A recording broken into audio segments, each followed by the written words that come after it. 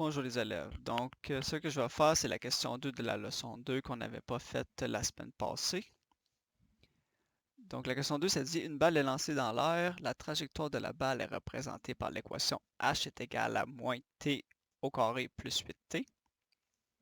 Donc, ici, le t représente le temps en secondes, puis le h représente la hauteur en mètres.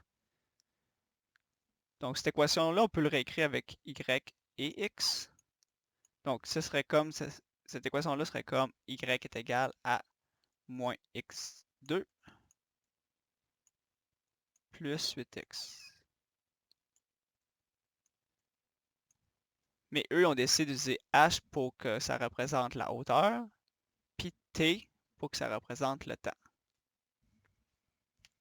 Puis une différence qu'il y a dans cette question-là comparée aux autres questions qu'on a faites, c'est qu'il nous donne l'intervalle des valeurs de t qu'on va utiliser. Donc normalement, ce qu'on faisait, nous, on écrivait x ici, puis on écrivait moins 2, moins 1, 0, 1, 2 et 3.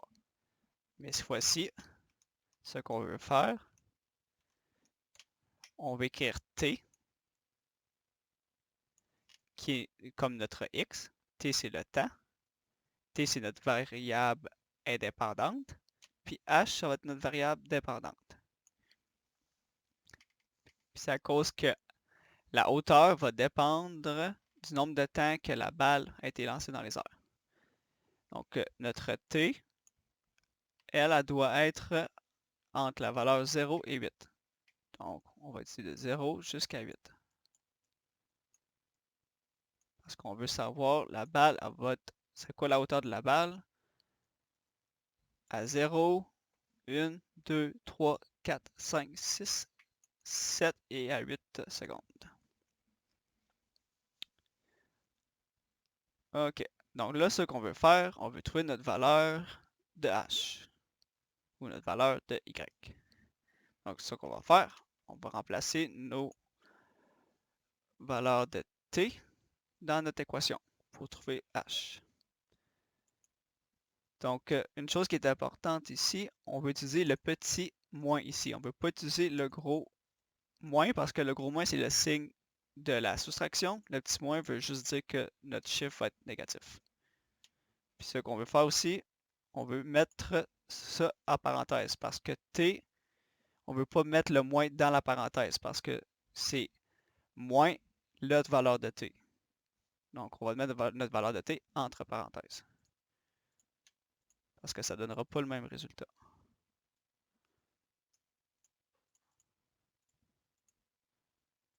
Donc, après 0 secondes, la hauteur va être de 0, qui est logique. Si la balle n'a pas encore été lancée, elle va pas encore, elle va être à 0 mètre. On va regarder maintenant à 1 seconde.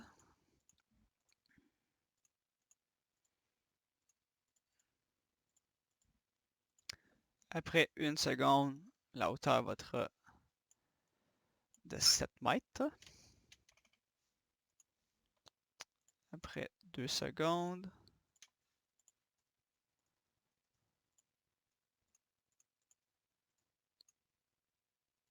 la hauteur va être de 12 mètres. Donc, je pense que vous êtes capable maintenant de calculer après 3 secondes, 4 secondes, 5 secondes. On va juste faire la même chose, mais au lieu de mettre un 2 entre parenthèses, on va mettre 3, puis 4 secondes, puis jusqu'à 8. Donc, ce que je vais faire, c'est que je vais juste vous donner les résultats tout de suite. Ça va prendre un petit peu moins de temps. Donc, après 3 secondes, la balle est à 15 mètres. Après 4, elle est à 16 mètres. Après 5 secondes, elle va être à 15 mètres. À 6 secondes, ça va être 12 mètres. À 7 secondes, ça va être 7 mètres. Et à 8, la balle va retomber à terre, donc elle va être à 0 mètre. Donc, ce qu'on va faire, on va prendre nos chiffres dans notre table de valeurs et on va le mettre dans notre graphique. Donc, ce qu'on peut commencer à faire, c'est on peut mettre nos chiffres dans notre graphique. Donc, ici, on va avoir de 0 jusqu'à 8 secondes. Donc, 0, 1, 2, 3, 4, 5 jusqu'à 8.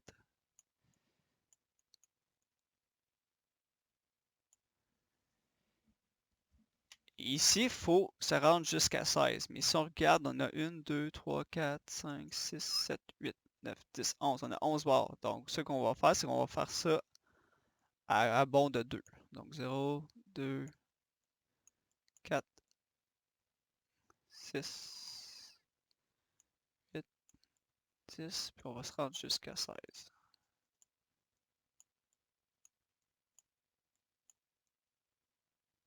Puis on peut arrêter jusqu'à 16 parce que la hauteur maximale va être de 16.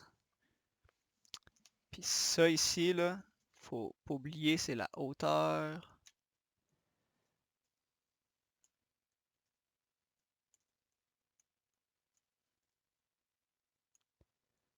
Désolé, c'est mal écrit, c'est dur d'écrire de côté. Puis c'est en mètres.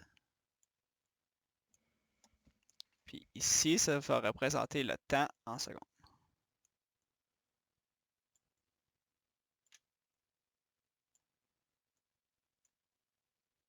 Temps en secondes. Donc là, on est prêt à mettre nos points dans notre graphique. Donc, à 0 secondes, la hauteur est de 0. À 1 seconde, la hauteur est de 7 mètres. À 2 secondes, c'est 12 mètres. À 3 secondes, 15 mètres. À 4 secondes, c'est 16. À 5 secondes, la balle retombe à 15 mètres. Donc, elle est en train de descendre. Après 6 secondes, ça va 12.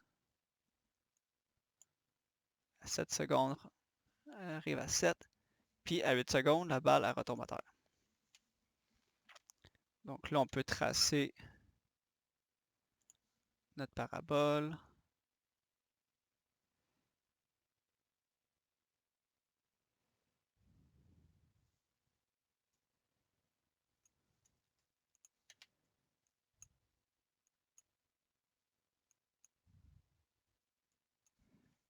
OK.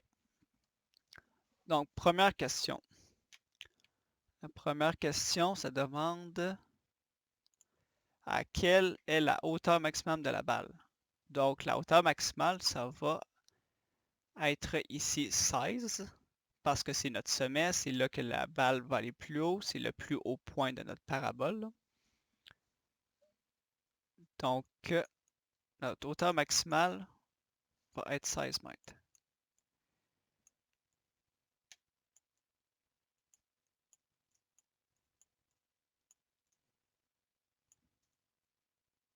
Puis il y a deux façons de voir ça. Tu peux regarder dans ton graphique, regarder c'est quel le point le plus haut, ou tu peux regarder dans ta table des valeurs, puis regarder c'est quelle la valeur de ton H le plus haut. Puis la valeur de H la plus haute, c'est ici, c'est 16. 16 mètres. Donc la question suivante, ça demande quelle est la quantité de temps que la balle est au-dessus de 7.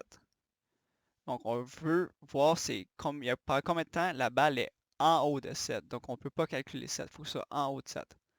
Donc la balle est en haut de 7 à 2 secondes, à 3 secondes, à 4 secondes, et à 5 secondes, et à 6 secondes.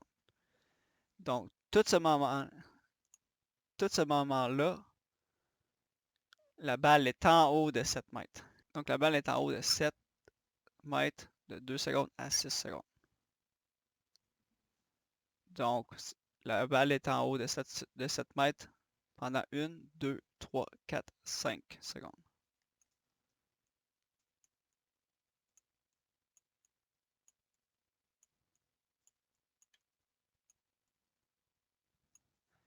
Quelle est l'équation de l'axe de symétrie? Donc l'axe de symétrie, je vous rappelle, ça part toujours du sommet.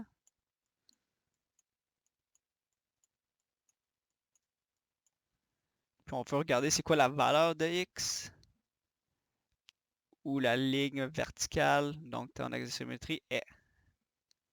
Donc, ton axe de symétrie est à x est égal à 4. Donc, tu traces ta ligne, puis tu regardes à quelle valeur de x ta ligne est tracée. Dans ce problème, que représente l'axe de symétrie? Donc, l'axe de symétrie, elle représente la hauteur maximum de ta balle. Donc, la hauteur maximum de la balle.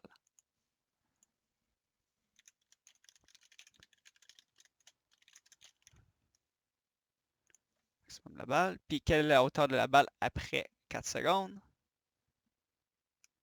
Donc, quand ça va faire 4 secondes, la hauteur de la balle est de 16 mètres. Donc, 16 mètres.